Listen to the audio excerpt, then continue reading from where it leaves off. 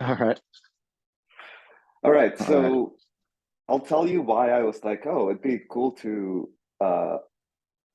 talk, and then um, maybe we can touch on your Kickstarter too. Because I saw that you're basically like we're very similar in that we're integrators of different fields, Yeah. and um, I mean that can be unpacked like very Yeah. significantly, and it's like really cool and interesting, and also like a nightmare. So yeah, Yeah. so yeah, that's Especially what I here in was. America. You I don't think mean to here? cut you off, but No, go ahead. yeah, no, it is. It's super rare to see someone like us. I mean, it's the narrative is pushed toward, specializing, which is great if you're like, the number one person in whatever you're specializing in, but everyone else just kind of ends up wasting their time, I feel like. And then at the end of the day, it's like if you don't have someone who kind of has a little bit of a general knowledge, then you end up with just a lot of wasted capital and investment and time. And people don't really seem to understand that. There seems to be a push towards people being, I guess it's easier to control people who only know one thing. They're better tools that way. Yeah, I mean it's I think it's like different cognitive functions just work differently. Like it's easy to specialize. It's productive to specialize. And like synthesizing things, it's hard. It's like I was just thinking about it today. That's what I'm thinking. Like I like the Myers-Briggs typology, and so there are these four functions. I don't know if you know it, but it's like thinking, feeling, sensing, intuition, and like intuition's the one that kind of goes out and Yeah. looks at analogies and integrates, and like others are not like that. So if you're not an intuitive based on that typology, it's like you just don't do Yeah. it. But I don't know. So like I'm with you like in terms of sentiment, because like I haven't really like I had a very straightforward like career path and defined stuff, and then I just didn't because I couldn't find like-minded people. Mhm. Um, but just to be like a devil's advocate, because I'm trying to like integrate back into like some sort of professional community, but like I'm trying to figure Mhm. out how to do it. And so like for me, so yeah, like so I worked at a multidisciplinary think tank. So you would think it's the best place for something like Mhm. that. Yeah. But the problem there was that it was multidisciplinary, but it was for one purpose. And the purpose was Mm. like international relations or defense. So it's still like, It's still narrowed. Yeah. yeah.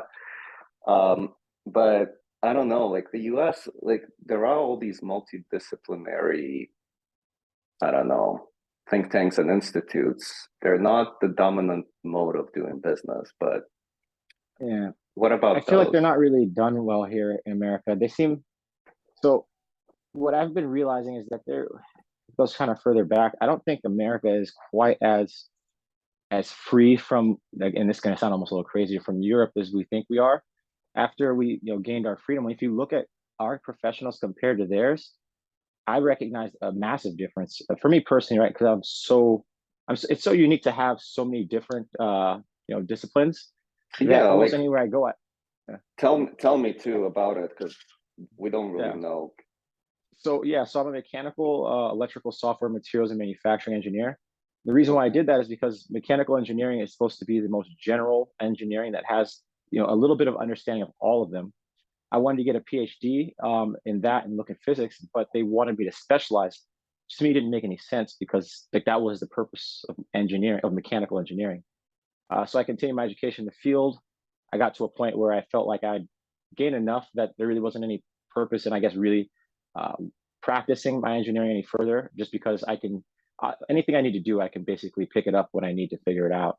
So that's why I started kind of getting into like neurobiology, some biology, psychology, things like that were just useful, trying to reverse engineer some human applications for engineering purposes.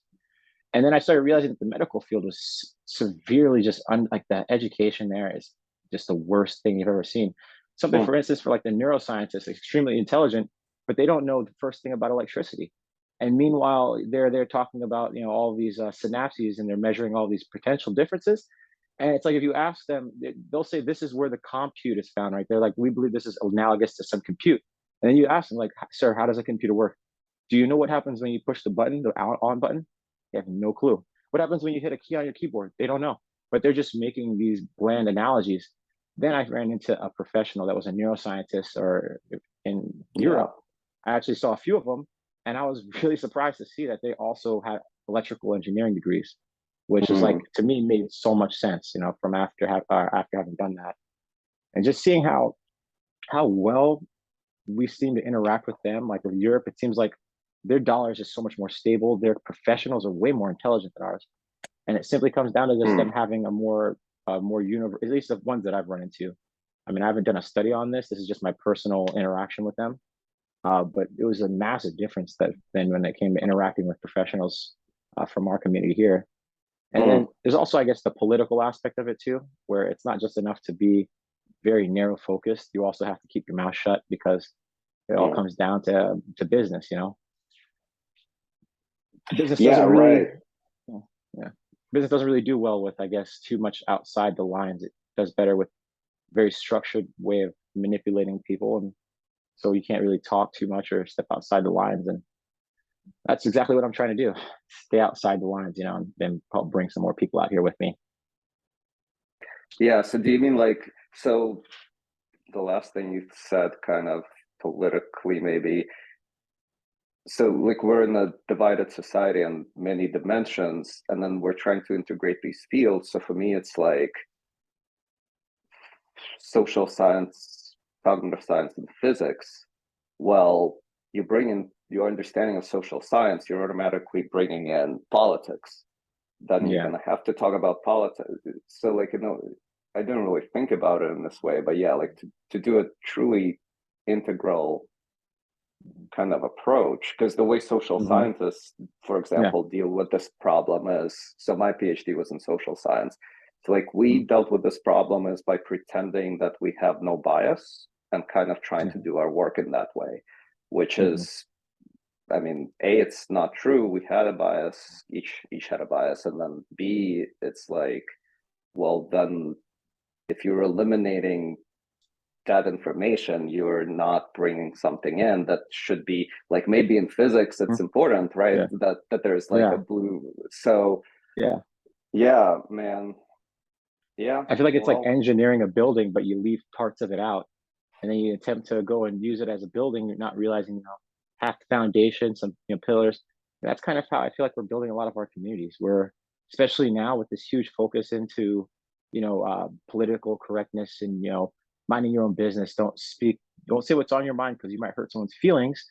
Not understanding that hurting someone's feelings is them being introduced to a hard truth, right? And to allow them to remain ignorant is to allow them to basically continue to stumble into problems as a result, which I think is just far, far worse. so did you this is not a just not going to be any judgment here. Mm. What do you think about Kanye's latest, if you saw it? Have you heard or seen anything? You'd find this I heard interesting. someone, I heard someone say something about what he posted or what he said, and my response is to just when someone first of all makes their living off of basically putting lines on a track that are interesting, I don't really put any weight behind that, right? And so it's like to try and attack him directly or say you shouldn't do that. I feel like he's not so dumb that he didn't realize what he said wouldn't be controversial. So it's like, what is his intention behind what he Yeah, said? And I that's believe right. it's simply to get attention, and so to provide him with that attention is to make it worse. I think it'd be best if when he says that, we pretend the same way if it was spoken. If a homeless person approached you and started yelling through your car window, you wouldn't take that seriously. Like, hey, don't you say that. You just keep looking forward because it's like it's obviously not worth your time, Yeah. and to feed into it is Well, just kind of a waste. I think. yeah, in some ways, I think, well, uh, I'm glad I asked you, but I should have just Mhm. also answered for myself. Yeah. Yeah, like, I think on both, well, I think you're right that he his he is expressing himself and being provocative, which is his way of being an artist. So we should first take that into account. and then secondly, I think what you said before is true for him, where, he is just, maybe he's right, maybe he's wrong, but the last thing he really waded into like political sensitive territory with basically saying, Jews own the entertainment business. But that's not exactly what he said. He basically said, um, there are so many Jews in the business. I've had interactions with them, and they weren't good on average. And, immediately he got attacked. And there are two things going on. One is he is being provocative instead of kind of using a formula in which to talk about these things, where you would say, A, discrimination on the basis of stereotyping is wrong and should never be done. B, stereotyping exists and therefore must have a function. And I'm giving you, and this may be, if the stereotype is true in this case, we might need to examine it, like what's going on.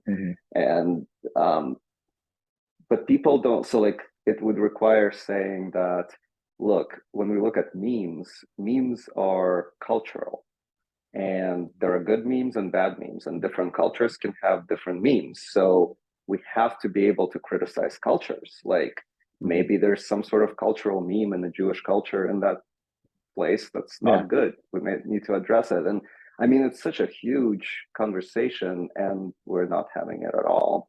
But that's just, and I think it reflects on everything. Like again,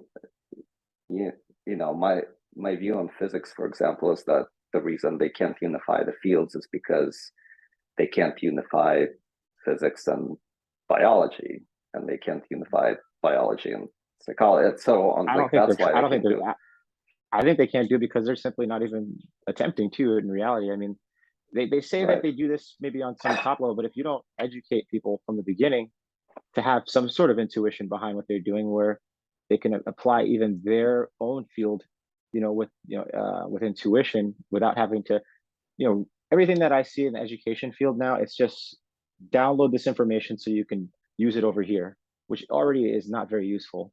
And then it's like, if you want to learn about how your field interacts with another one, what do? You go to school, get a bachelor's. That's 4 years of education has no application that's been ever presented to you outside of your field. Then what? Do it again somewhere else, and then you try and merge them separately. Like, that doesn't make any sense. As a society, we don't have, well, I'm curious. I don't know how much time do you have? We have 40 minutes on this. Yeah, I have time. Okay. I think another problem that might have come up with the whole mentioning of him saying Jewish people, right, or Jews, is that is such a huge community, and the diversity of that. I mean, just to even call out anyone that has a specific religion, that's gonna be a very diverse group. But then when you consider the fact that Jews are like, that's a cultural thing, that's a religious thing, and there's different types, like, and just how broad that spectrum is. If anything, I could see benefits, and maybe, and I'm the opposite person. I hate identity politics, but if you were going to do something like this, there should be a much more narrow grouping of the, it's that way there's just not other people being dragged in. I think if people were, with people who are ready to have that conversation, that's a really good point. And I mean, it was right. It's pretty easy to do it here. It's Jews, and I'm Jewish by DNA, but I'm not part of this meme if it exists, because he's talking specifically about Jewish owners and officers, I guess, in the entertainment industry. Industry. So his thing is like, and of course he puts it like Jews own black voices, so like he doesn't help his case, but then what's coming back at him is just like equally stupid. So and just like kind of immoral. He was on you see it all. And I'm actually curious why people kind of outside of the current stovepipes of subject fields, why we tend to kind of not like identity politics, kind of be dark webby, maybe. I don't know. I think there's a reason there. Oh. But yeah, he was interviewed by Andrew Cuomo, who's a Democrat, I think, and he just took it straight to are you taking your medications, and then like said some things that were kind of like, and then Kanye called him on that, and then he called him out for being racist against Kanye, and it was kind of true too. So it's like it just always devolves into like red versus blue, or black versus white thing. Yeah, it's just a LARPing. I don't think people realize on a regular level that the blue team and the red team, they all are working together at the top. There's no real, I mean, there's a few things you could think about. First of all, just on the aspect of how dumb it would be for them to not pretend that they hate each other and work together, because there's so many incentives for them to pretend, right? Like to use poll data to like, spark hate, but then this pretending that you hate someone or that you're opposed to someone, it forces people to be very polarized, because they're going to say things that are very outside the the norm. And then it also makes it easier to get people into groups, because they're not so much joining a group that they like because they agree with them, so much as avoiding a group or an attack of something that they completely disagree with. So it just makes it very easy, because you just find 2 points that are obviously, they obviously have negatives, and then you just paint the other person as being, this is what they present. They represent this bad that we need to take out. And so it's like almost people sitting in a situation where it's like the enemy of my enemy is my friend, instead of joining a group that has your actual, opinions in mind. And some other aspects too, where you'll see there's almost never been a situation where they'll take an idea from one another, right? Which, if you're in competition, whether or not it be performance or just the manipulation of people, second you hear your opponent mention something that's a better option than what you've presented, based on the people's reaction, based on your, analysis of it, they're not directly just say that, oh, I'm going to take that idea now. So now everything I said plus that, because I can do that, just shows you they're not attempting to really harm the other person. And when you consider how much work can be done working together, the ability, one, to guarantee yourself, to guarantee your your employment, right? Everybody wants job security, but when you work, in politics, you might work for 4 years or for however many years your term is, and then you may never work again. You may never get the opportunity. And so if you were to, work with another group, you're playing teamwork, so you can block out everyone else. You guarantee that you're going to have some set of stable income, and you have the ability to make plans far out into the future, whereas like you may get a 4-year term, but you might have a 16-year plan. So, you have the ability now to converse with your opponent, like, well, look, this is what you want to do in 16 years. This is what I want to do. And we're not going to stop each other from doing these things. We're going to focus on these little points. We're going to fight back and forth. But in reality, I know your bigger goals, and I'm going to stay out of your way or even help you to make those happen. And the idea that they wouldn't take the advantage of security in their job and the ability to manipulate over long term when it's just so available. And if you look at the finances, they all get paid. All the money comes from like the same people. People sponsor both sides because they understand it's a business where you can manipulate people to get them to work for you and to provide you with capital and resources. It's a game. It's a pretty terrible one. But it's effective. Yeah. Oh, that was, I think, a very, very insightful analysis. I have a lot of thoughts about that. So, like, number one is that, so like the improv has that formula, yes and, which is really powerful, right? So it always works. You can take what the previous person did, add something, and get a synthesis.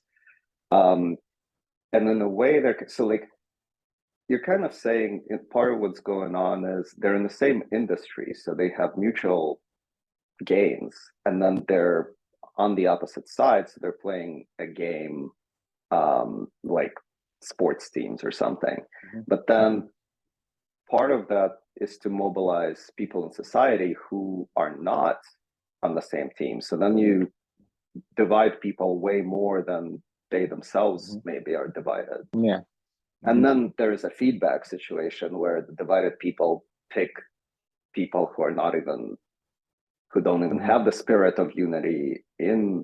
in politics, which I think is starting to become a problem too.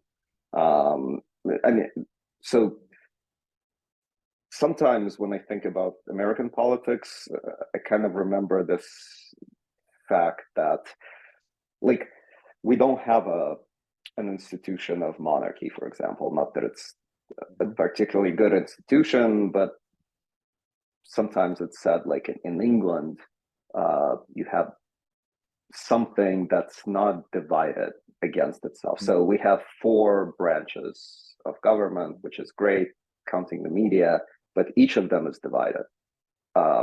And so there isn't any like branch in the body politics that's responsible for the national identity perpetuation, which Hmm. to me it seems like a recipe for decay and death of the nation. Yeah. Yeah, I can see that. And that's a lot of the downside, I guess, to just capitalism in general. But I mean, when I guess with the game that they're playing, it makes sense. It's hard to create ideals that people are gonna like and sign up to and get really involved. But what it is easier to do is to create to create a narrative by pointing out having a protagonist and an antagonist. And if you have something that most people are going to disagree with, then that's what they have. That's what you paint them as being and representing, and then they'll do the same to you. And this just allows you to grab a much larger group of people because more people agree with the things that they hate or that are bad than people agree with what's specifically good. And then also the negative of feelings are much stronger than positive ones. You remember negative feelings. And so by using these tactics, it allows you to manipulate people a lot better. And I mean, certain things even show this. I mean, for instance, I can't see of any reason that they would have poll data other than to basically see how they're doing to make sure, like, look, we have this number of people over here that feel this way. And even if there's information that shows you how people are voting, right? Or how they plan to vote, releasing this information has, what does it do other than create stir? So if there's a group of people who aren't, let's say this area doesn't have as many red people as we'd like, by telling them that their area is overloaded by blue people, you might use fear to force more red people out to go vote. But other than that, there's no positive to seeing like either my person's winning or their person's losing, but it's the losing people who are going to act and not the Yeah. winning people. So it's Yeah. just stirring So more conflict. Mhm. we might just be in a particular like time of evolution when these negative emotions are particularly strong. I don't necessarily see a reason why that should be in absolute Mhm. terms, like Mhm. hopeful, like I tend to be an optimist long term. So like, in 100 years when they solve kind of emotional intelligence, Mhm. Yeah. positive emotions might be much stronger force of nature. Um, what there's Honestly, I agree though that I think it's just a period of time. I mean, when you consider the fact that all of human evolution, or since, if you believe in creation, since God made people, that whole period of time, we've never had the ability to I mean, I spoke to my phone the other day and a document from China was right there and it was translated in my language like that. And so the people who are making all of these financial decisions, all of these actionable decisions, are people who lived in a period of time where if they went to work, they didn't see their significant other until they got back home. If they wanted to make a phone call, they had to park their car, dig around, look for coins, and then they had to wait for someone who might be blocking the phone on the side of the street. And so now in an era where we're literally talking to each other, I don't even know where you are, but we are able to right. communicate like this, yeah, and get this out to the rest of the world. To have that level of control in the hands of people who have no understanding of it because, well, they don't even have the freedom time to look into or to understand these technologies because they've been running businesses with people, and these businesses have priorities, and it's the return on investment. And so, someone tells them to do this, they do that. If it, whatever it takes to return on, to maximize return on investment, which unfortunately, maximizing return on investment is directly in opposition to increasing the value or quality of most things. So, we're running into this issue now, but I think it's going to continue to get a little worse for the next 8 to 12 years when I looked into it, based on how long it would take for the C class employees and upper level management to retire based on typical retirement age, which is getting pushed further and further back based on, due to the health and whatnot being improvement, or the improvement of health over time. Yeah. How do you think it's going to be solved after they retire? Once they start to retire and die off, I think we're going to have a little bit more issues there, especially with the decline in population. I think things are just going to get worse until they get to a point where they really they can't, there's nowhere worse for it to get, where it starts to reset. Younger people are going to have control over things that are, it's the only solution is that people die and new people take their place, and our descendants will be better than us, because that's just how things have been if you compare us to our ancestors. And there's really there's no mode for direct change when it comes to people, at least not in a substantial way. We just have to die off, unfortunately, and have bring the new generation in and let them look at us and our failures. And so, unfortunately, it won't be better until we're older or dead. All right, so what do we do now if we're undergoing personal transformation, and parts of it, we're trying to kill parts of us off, essentially, like have some networks in our minds that are like, okay, you die now, like get repurposed for something else. I think we need to focus on more open, honest communication, one that directly excludes the consideration, at least at first, of other people. Because the purpose of communicating is to verbalize my subconscious intentions or beliefs, right? You verbalize it so that way, either one, you can spread information that someone else could use, or to get feedback on that. And when we're raising people to believe that they need to be considerate of other feelings, or they need to hold their tongue, then everyone has all these ideas in their head that they are either one, good, and they don't know that they're good, and so we can't spread that benefit, or they're negative and they won't ever know that they're negative because they never got to express it in a place where it was then reacted to.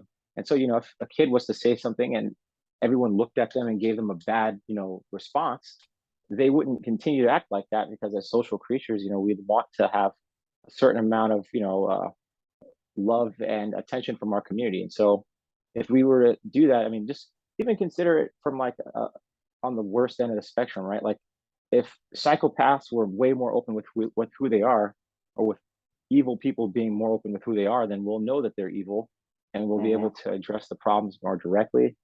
And people who maybe had some negative ideas are more likely to grow out of those ideas, because at the end of the day, we still want a certain response, a reaction from those around us.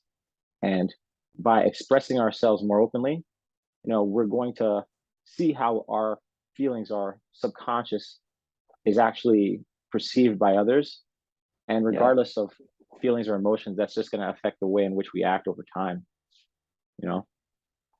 Yeah, and even the psychopaths would benefit, because they would never get to that point. You would kind of know. Basically what you said. Another thought I had about American government is that sometimes I think that so like God features prominently in the Constitution, one nation under God. And I think the founding fathers realized that a common spiritual framework is really important.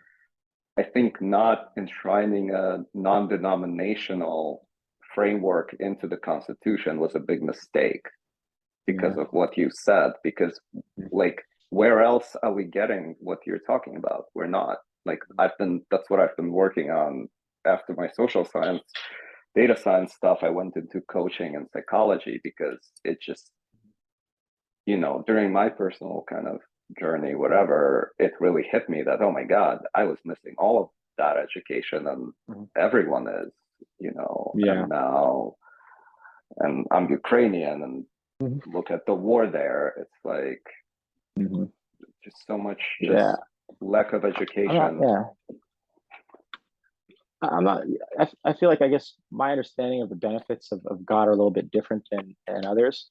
I think that with anything, people need to have faith or believe in themselves, and you do so by acting on what you believe, and then as that happens over time, you're going to have some sort of subjective, meaning that you're going to carry out in your life, and you're going to improve and get better at that. And you don't ever get to that point though if you don't have some sort of faith or belief in yourself. Assigning it to an external source I mean, one, it just doesn't seem as effective to me. Like, because at the end of the day, even if you were to consider, right there's a phrase in there that says prayer without works is dead, right? I understand prayer to be more of prayer is actually really beneficial if people understand Mm-hmm. that it's more of a meditation and a focus on what you want to happen versus what happened, and looking into carrying that out.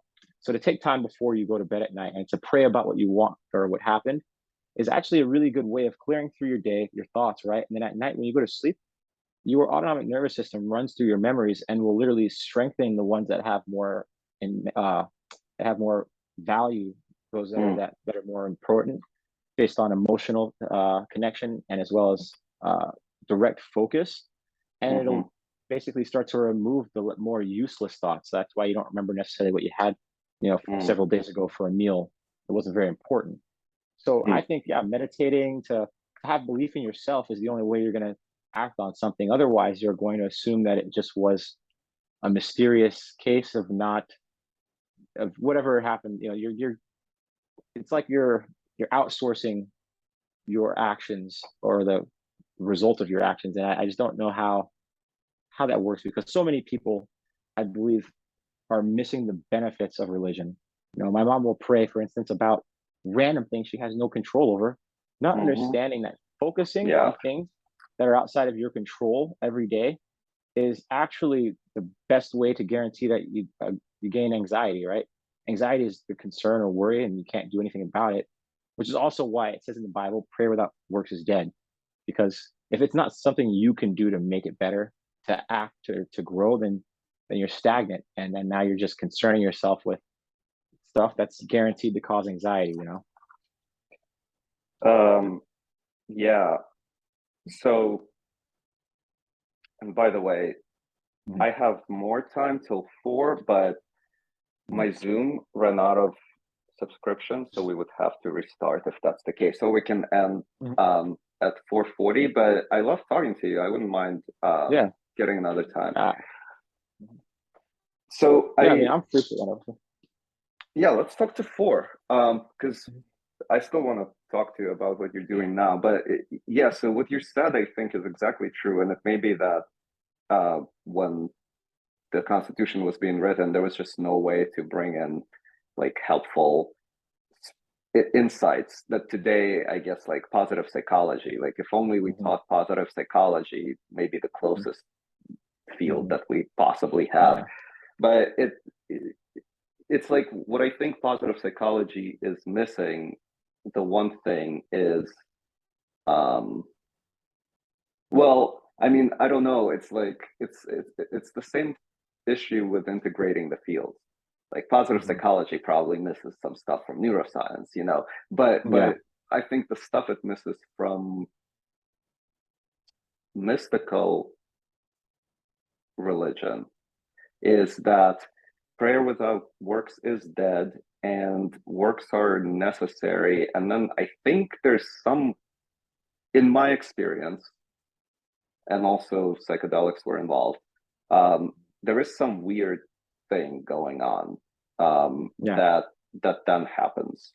Um, and there may be insight to gain as to how to cooperate with that. Um, Mhm. but but yeah, there's the so like prayer and just in the way you talked about it is a great example. Like I grew up in the Soviet Union. My whole family is atheist. I never got the benefit of that, and or any spiritual tradition, and probably a lot of my psychological issues are due to that. Like, speaking of Jewish memes, I didn't get any good Jewish memes that Yeah. can organize an intellect and kind of structure it, like, and end Hmm. up with ADD, probably because we had no, Hmm. yeah.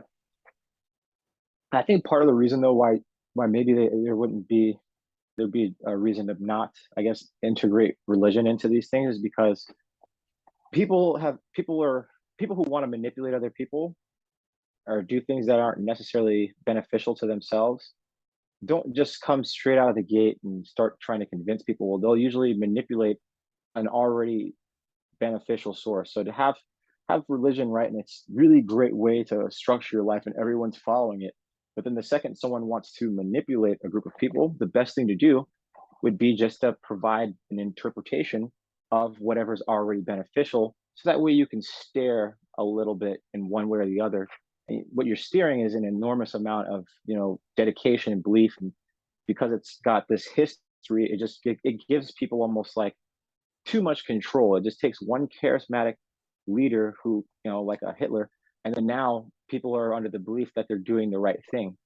And so, I mean, that's also, I mean, just to consider the fact that there are so many different religions, so many different Christian religions, it's like just the fact of that. It's like, why are there so many versions of it if it was all other than the fact that someone had a different belief that they wanted to enact, and that different belief they wanted to have it actually affect people's actions and in those outcomes.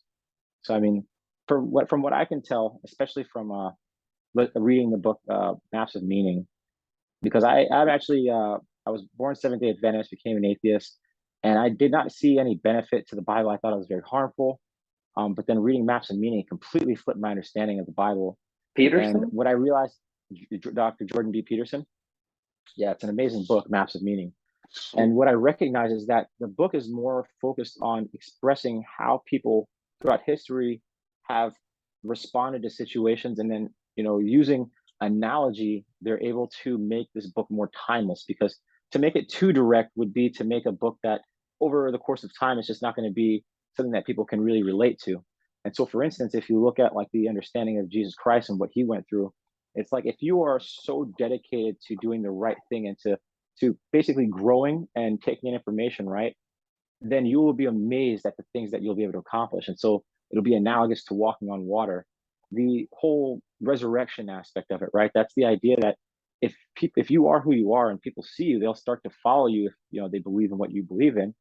And that period of time is the mourning period, but you won't ever actually die because those behaviors, those actions will be carried out in the community by those who've seen and learned from you, right? And so, Jesus would go around and he would do things and he would show you how to love for your neighbor, right? It's not enough just to say love thy neighbor, but it's another thing when someone is starving, you have a meal, and you could maybe not be as you're not going to be as satisfied if you don't, by eating half the meal. But that loss in satisfaction isn't necessarily the same as this person who's completely starving. And so it's a small sacrifice, but a really big gain. And then when you do that to someone, that gives them an entirely different opinion of you, right? Like, it's one thing if someone's starving and you open up a giant fridge of food and you say, here you go, right? They're appreciative, but that's just, thank you because you had. Now to take out of your own pocket, to take from your own meal and to provide that to someone else, that person, they have right away, they believe in you. They understand that